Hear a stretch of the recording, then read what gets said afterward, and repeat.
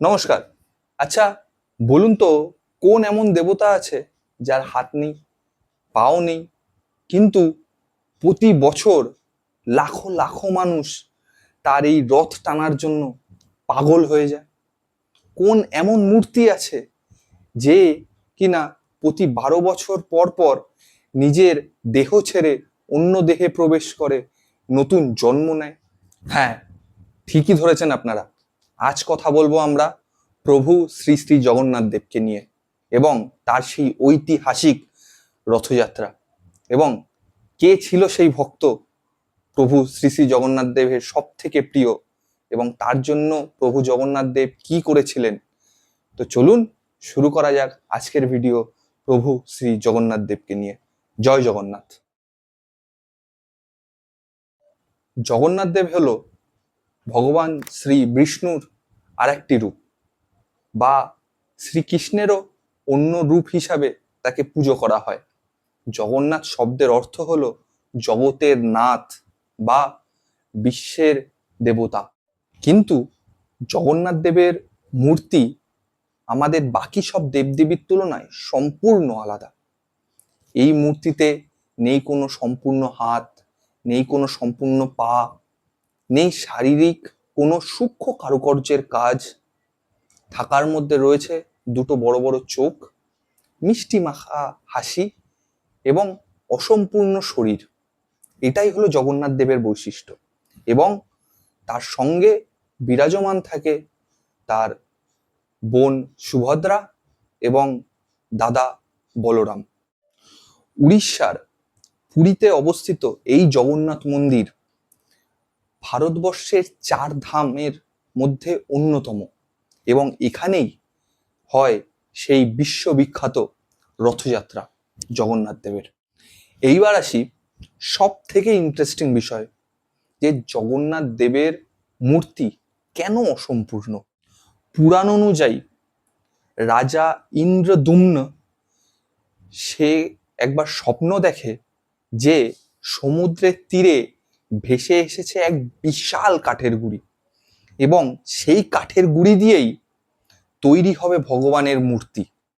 স্বপ্ন মতোই রাজা খুঁজে পায় সেই কাঠের গুঁড়ি, এবং এক অলৌকিক বৃদ্ধ ছুতোরের ছদ্মবেশে রূপ নিয়ে আসে দেব শিল্পী বিশ্বকর্মা, এবং সেই মূর্তি বানানোর সে অনুরোধ করে রাজার কাছে। কিন্তু বিশ্বকর্মা শর্ত দেন এবং বলেন যে তিনি ঘরের ভিতর দরজা বন্ধ অবস্থায় মূর্তি তৈরির কাজ শুরু করবেন, এবং তার কাজ যতক্ষণে না পর্যন্ত শেষ হচ্ছে কেউ উকি দিতে পারবে না কাজে। এবং এই শর্তে রাজি হন সেই রাজা, আর পাহারা বসান সেই ঘরের বন্ধ দরজার বাইরে। একের পর এক দিন কাটতে থাকে, কিন্তু ঘরের ভিতর থেকে তো কোনো শব্দ আসছে না। অধৈর্য হয়ে পড়ে রাজরানী ও রাজা, যে ঠিকঠাক কাজ এগোচ্ছে তো। শেষমেশ কৌতূহল সামলাতে না পেরে দরজা খুলে ফেলেন, আর ঠিক তখনই অর্ধেক অবস্থাতে কাজ ফেলে বিশ্বকর্মা অদৃশ্য হয়ে যায়। কারণ কারণ শর্ত কিন্তু অবমাননা হয়েছে, আর থেকে যায় মূর্তিগুলো হাত পা ছাড়া, অসম্পূর্ণ।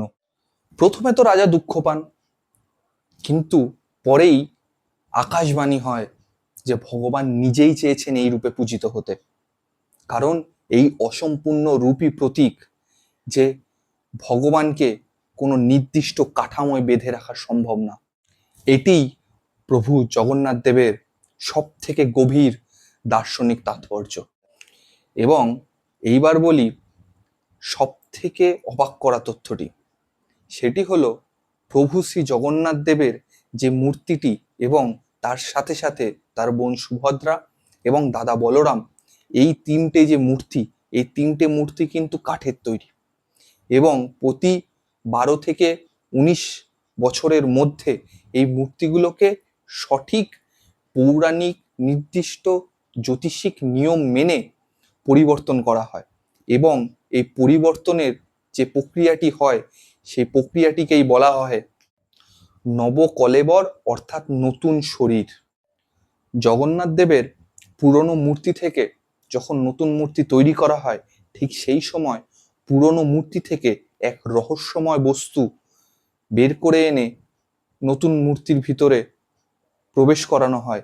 সেই বস্তুটি হলো ব্রহ্ম পদার্থ। প্রভু শ্রী জগন্নাথ দেবের যখন পুরনো শরীর থেকে নতুন শরীরে যখন সেই ব্রহ্ম পদার্থটাকে স্থানান্তর করে স্থাপন করা হয়, সেই সময়টি বেছে নেওয়া হয় রাতের বেলায়, এবং মন্দির প্রাঙ্গণে সম্পূর্ণ বিদ্যুৎ বিচ্ছেদ করে দিয়ে যারা এই স্থাপন কার্যটা করে তাদের চোখে বেঁধে দেওয়া হয় কাপড়, এবং হাতে পর্যন্ত কাপড় বেঁধে দেওয়া হয়, যাতে কিনা কেউ দেখতে না পারে যে আসলে ব্রহ্ম পদার্থটা কি। বা হাতেও কাপড় বাঁধার কারণ হলো গিয়ে স্পর্শ করেও যেন বুঝতে না পারে যে এই জিনিসটা কিরকম দেখতে হতে পারে বা এই জিনিসটা কিরকম। আজ পর্যন্ত কেউ জানে না এই ব্রহ্ম পদার্থটা আসলে কি, কেমনই বা দেখতে। এবার আসি সেই প্রচলিত রথযাত্রা নিয়ে। প্রতি বছর আষাঢ় মাসের শুক্লা পক্ষের দ্বিতীয় তিথিতে এই মহোৎসব অনুষ্ঠিত হয়। এই দিন প্রভু জগন্নাথ, বলভদ্র এবং সুভদ্রা বেরিয়ে আসেন মন্দির থেকে এবং রওনা দেন তার মাসিবাড়ি অর্থাৎ গুন্ডেচা মন্দিরের উদ্দেশ্যে। প্রচলিত বিশ্বাস অনুযায়ী গুন্ডেচা দেবী হলেন রাজা ইন্দ্রদ্যুম্নের স্ত্রী, এবং তাকেই দেবতাদের মাসি হিসাবে গণ্য করা হয়। তিনজনের জন্য থাকে তিনটে আলাদা আলাদা রথ। সব থেকে প্রথমে থাকে জগন্নাথ দেবের রথ, নন্দী ঘোষা, সব থেকে বড় এবং লাল এবং হলুদ রঙের। তারপর থাকে তাল ধ্বজ বলরামের, লাল এবং সবুজ রঙের মধ্যে। তারপর থাকে দর্পদলন বা দেবদোলনা সুভদ্রার জন্য, লাল এবং কালো রঙের মধ্যে। প্রতি বছর এই রথগুলোকে নতুন করে তৈরি করা হয়, পুরনো রথগুলোকে ব্যবহার করা হয় না আর। এই রথগুলোর কাজ শুরু হয় অক্ষয় তৃতীয়ার দিন থেকে। মাসখানেক আগে থেকেই এই নির্দিষ্ট জঙ্গল থেকে বেছে বেছে গাছের থেকে কাঠগুলোকে বাছাই করে নিয়ে আসা হয়, এবং এই রথ তৈরিতে ব্যবহার করা হয় না কোনো লোহার প্রেক, পুরোটাই টিকে থাকে কাঠের কাঠামোর উপর নির্ভর করে। রথের দিন সব থেকে বিস্ময়কর দৃশ্য হলো পুরীর রাজা নিজে এসে রাস্তায় সোনার ঝাড়ু দিয়ে যেখান থেকে রথটা যাবে রথের সামনে ঝাড় দিয়ে রাস্তাটা পরিষ্কার করেন জগন্নাথ দেবের জন্য। এই আচরণকেই বলা হয় দেরা পহরা। এই আচরণের মধ্যে দিয়েই বলা হয় যে ভগবানের সামনে রাজা এবং সাধারণ জনগণ সবাই সমান। তারপর শুরু হয় লাখ লাখ সাধারণ ভক্তদের দ্বারা রথ টানার সেই অনুষ্ঠান। এই রথযাত্রায় প্রভু জগন্নাথ দেব কিছুক্ষণের জন্য তার রথ থামায় শালবেগের সমাধির সামনে। কে এই শালবেগ? এই শালবেগ হলো প্রভু জগন্নাথ দেবের সব থেকে বড় ভক্ত, একজন মুসলিম। এই ঘটনাটি এই রথযাত্রার একটি আবেগপ্রবণ ও গুরুত্বপূর্ণ ইতিহাস। বিশ্বাস করা হয় যে মুসলিম ভক্ত শালবেগের একবার অসুস্থতার কারণে সে এই রথযাত্রায় যোগদান করতে পারেনি। ঠিক সেই ঘটনার পর থেকেই প্রভু জগন্নাথ দেবের রথ প্রত্যেকবার তার এই সমাধির সামনে এসে দাঁড়ায়, এবং সেই নিয়মকেই ফলো করে আজকের দিনেও কিছু সময়ের জন্য এই শালবেগের সমাধির সামনে নিয়ে গিয়ে কিছুক্ষণ দাঁড় করানো হয় জগন্নাথ দেবের রথ। এই ঘটনা থেকেই প্রমাণ পাওয়া যায় যদি মনের ভক্তি সঠিক হয় তাহলে হাজার অসুবিধা থাকুক না কেন, তুমি যদি ভগবানের কাছে পৌঁছাতে না পারো, ভগবান ঠিক তোমার কাছে পৌঁছে যাবে। তারপরে এই রথযাত্রা প্রথম দিন সম্পূর্ণ হওয়ার পরে 7 দিন যাবৎ দেবতারা থাকেন গুন্ডেচা মন্দিরে, তার মাসির বাড়িতে, এবং 7 দিন পরে তার সেই মাসির বাড়ি থেকে, গুন্ডেচা মন্দির থেকে বেরিয়ে এসে তারা আবার পুনরায় ফিরে আসে তাদের মূল মন্দিরে। এই ফিরে আসার যাত্রাকে বলা হয় বাহুড়া যাত্রা। এটিই ছিল জগন্নাথ দেবের এবং এই রথযাত্রার পিছনের কাহিনী, রহস্য এবং আমার দর্শন।